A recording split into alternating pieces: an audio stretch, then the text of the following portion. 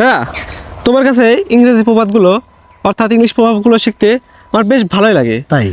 আশা করি আমাদের দর্শকরা এটা বেশ উপভোগ করেন। হ্যাঁ। তো দাদা, চোর পালালে বুদ্ধি বাড়ে, এটা তো আমরা বাংলাতে প্রায় বলেই থাকি। এটা ইংরেজিতে বললে কীভাবে বলা যায়?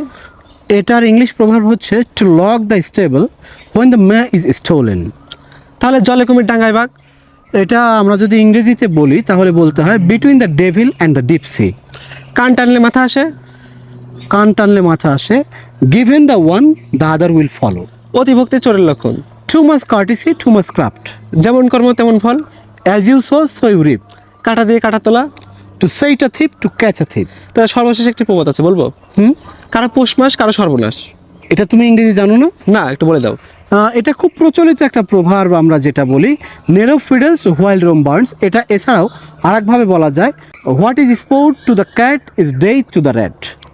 Thank you.